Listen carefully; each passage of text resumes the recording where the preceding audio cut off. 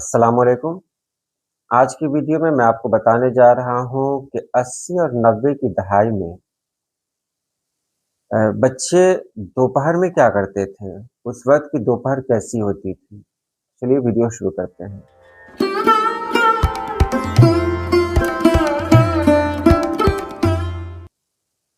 80 की दहाई में उस वक़्त बिजली नहीं होती थी। शहर की बात करें तो वहाँ बिजली होती थी, लेकिन देहात में बिजली नहीं होती थी। वो दौर बड़ा खूबसूरत दौर हुआ करता था। सुबह सूरज निकलता, सूरज की रोशनी से पहले हम सभी लोग जाग जाते हैं, क्योंकि उस दौर में देर तक सोने का रिवाज नहीं था। अगर थोड़ी ताख़ीर हो जाती जागने में, तो फिर सज़ा भी मिलती थी। तो सुबह जागने के बाद स्कूल उस वक़्त मॉर्निंग हुआ करता था, तैयार होते और हम लोग स्कूल चले जाते। स्कूल से जब वापस आते उस वक़्त तेज़ धूप हो चुकी होती और उस तेज़ धूप में घर से बाहर निकलना मना होता। अब यहाँ देखिए, जब घर पे हम लोग आ जाते तेज़ धूप में और कहीं जा नहीं सकते, तो फिर क्या करते? नींद तो आती नहीं थी और घर वाले यानी अम्मी-अब्बू अ, मतलब सख्ती करते थे कि सो जाओ, ज़बरदस्ती सुलाते थे। कभी-कभी नींद आ भी जाती थी, कभी-कभी नहीं, और अक्सर नहीं आती थी। ऐसे में देखिए, वो दौर जो होता था वो मस्ती और आराम का दौर था, क्योंकि एक घर में कई लोग रहते थे। आजकल की तरह नहीं कि एक घर में बस 2 या 3 आदमी हैं। एक बच्चा अपने दोस्त के लिए तरस जाता है। उस वक़्त का आँगन भरा-भरा होता था। कई कुनबे एक साथ रहा करते थे। बड़ा अच्छा लगता था। तो जब दोपहर होती तो अपने कमरे के अंदर मतलब डाल दिया जाता था ज़बरदस्ती कि बाहर मत निकलो, बाहर नहीं निकलना है तुमको। अब वहाँ 2 ही चारा था, या तो सो जाएँ, और अक्सर सो भी जाते थे, या फिर भाई-बहनों के साथ कोई खेल खेलें। वो खेल क्या होता था? वो खेल होता था कभी चोर-सिपाही खेलते, कभी लूडो, कभी शतरंज का रिवाज तो था नहीं, खेलने भी नहीं आता था उस वक़्त। यानी इसी तरह के जो खेल है, साँप-सीढ़ी, इस तरह के खेल जो जो थे, वही हम लोग खेला करते थे। और अगर नहीं खेलते तो क्या होता? गर्मी लगती, बहुत तेज़ गर्मी लगती। मिट्टी का घर था, ज़मीन पे कुछ बिछा लिया और सुकून से सो गए। यानी ज़मीन की ठंडक जब मिलती तो फिर जो मतलब सुकून मिल जाता। और उस दोपहर में गली में एक आवाज़ गूंजा करती थी बर्फ़ वाले की। बर्फ़ लेकर आता और हम लोग जाते, बर्फ़ मतलब खरीदते। पैसा नहीं होता तो आंगन में अगर कोई अनाज सूख रहा होता तो मतलब उसी को ले जाते और उससे बदल लेते थे।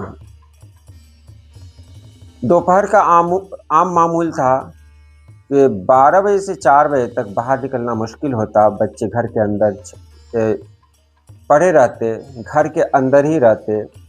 बहुत ज़्यादा गर्मी लगती तो गीले तौलिए सर पर रखते या हाथ से पंखा झलते थे। अगर शहरों की बात करें, कभी-कभी शहर जाना होता था बचपन में, तो वहाँ अक्सर गर्मी के दिनों में लाइट यानी बिजली नहीं रहती थी। तो वहाँ भी लोग मतलब पंखे का इस्तेमाल करते, हाथ से पंखा झलते थे। जब शाम का वक़्त होता तो गलियों में रौनक आ जाती, यानी चारों तरफ से बच्चे निकलते, मतलब खेल का मैदान सज जाता। ऐसा लगता है कि जो लोग अभी तक घर के अंदर दुबके हुए थे, वो सभी लोग बाहर निकल चुके हैं। उस वक़्त यानी शाम का वक़्त बहुत ही खुशनुमा होता था। और जब रात होती, तो रात का मतलब क्या कहना। जब रात होती थी, तो आँगन में चारपाई बिछती, जिनके पास छत होती थी, उनकी छत पे चारपाई लगती थी। लेकिन देहात में आम तौर से आँगन में ही चारपाई लगती। तो चारपाई लगती, एक साथ कई चारपाइयाँ, सब पर लोग बैठे हुए हैं, बात कर रहे हैं। मोबाइल तो है नहीं। मोबाइल जब से आया है इसने सुकून छीन लिया। तो उस वक़्त मोबाइल नहीं था तो लोग एक-दूसरे से जुड़े रहते थे। देर रात तक बातें होती। पहले तो पढ़ाई होती, पढ़ाई होने के बाद खाने का वक़्त होता, खाना खाते। उसके बाद बाहर से कोई आदमी आ जाता, कोई रिश्तेदार आ जाता, उन सभी की जो है महफ़िल सजती। जब रात में नींद आती, सो जाते, तो नींद अगर नहीं आती थी, तब क्या होता था? तो नज़र आसमान की तरफ जाती। ऐसा लगता है कि ज़मीन पे हम हैं और ऊपर चाँद है, यानी हम दोनों बात कर रहे हैं। और उस वक़्त आसमान में बादलों को देखना, तारों को देखना बड़ा अच्छा लगता था। आज ये सब नसीब नहीं है। उस वक़्त जब दोपहर होती थी, उस वक़्त मतलब एक अजीब माहौल होता था पूरी बस्ती का। ऐसा लगता था सारे के सारे लोग सो गए हैं, बिल्कुल सन्नाटा हो जाता था। अब उस दौर में बहुत सारी किताबें हुआ करती थी, बहुत सारे रिसाले थे। मुझे याद है कॉमिक्स का दौर था, नागराज हमारे यहाँ चलता था, चाचा चौधरी, सुपर कमांडो ध्रुव, बांकेलाल और उसके बाद और भी बहुत सारे मतलब ये थे कैरेक्टर थे। तो इस तरह की जो कॉमिक्स चलती थी, वो कॉमिक्स हम लोग एक दूसरे से बाँट-बाँट के पढ़ते थे। यानी एक कॉमिक्स मैंने खरीदी, तो उसको दिया दूसरे को पढ़ने के लिए, तो उसकी कॉमिक्स ली।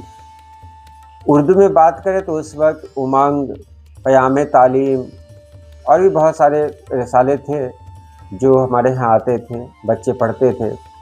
और किताबों की बात करें तो पंचतंत्र, बेताल पचीसी, ये सब मतलब आम किताबें थी जो हर जगह मिल जाती थी। अच्छा, रात में एक चीज़ और, रात जब होती तो सभी लोग दादी के पास जमा होते या फिर नानी के पास जमा होते। नानी बड़ी अच्छी कहानी सुनाती थी। पता नहीं वो कहानी वो कहीं से सुनकर अपने ज़हन में महफ़ूज़ की थी या मतलब वो जो है खुद बनाती थी, ये आज तक पता नहीं चला। लेकिन जो कहानियाँ नानी ने सुनाई हैं, दादी ने सुनाई है ना, वो आज तक ज़हन में महफ़ूज़ है। उन कहानियों में क्या होता था? कोई न कोई सीख मिलती थी, कोई न कोई सबक मिलता था। आज ठीक है, हम लोग तरक्की याफ़्ता दौर में हैं, लेकिन ये भूल चुके कि हमने बहुत कुछ खो दिया। हम वो खुशनसीब हैं, यदि 80 की दहाई से लेकर 90 की दहाई, 80-90 की जो दहाइयाँ हैं, उनमें जो लोगों ने जिन लोगों ने अपना बचपन गुज़ारा है, वो लोग बड़े खुशनसीब हैं। क्योंकि उन्होंने जो तब्दीलियाँ देखी हैं ना, वो तब्दीली किसी और नस्ल को मैसर नहीं हुई। बैलगाड़ी से लेकर आज बेहतरीन 4 चक्के का सफ़र, उसके बाद लालटेन लैंप से होते हुए आज बल्ब का सफ़र, और वो भी बल्ब आम से बल्ब नहीं, बहुत ख़ास-ख़ास बल्ब। रेडियो का दौर हमने देखा है, टीवी का दौर हमने देखा है और आज इंटरनेट का दौर देख रहे हैं। हमने फूस का घर देखा है, मिट्टी का घर देखा है और आज पक्का का घर देख रहे हैं। यानी जितनी तब्दीलियाँ हम लोगों ने देखी हैं, वो किसी और नस्ल को मैसर नहीं है। कहने को बहुत कुछ है, लेकिन आज इतना ही। अल्लाह पाक आप सभी लोगों को खुश रखे, आबाद रखे। अल्लाह हाफ़िज़।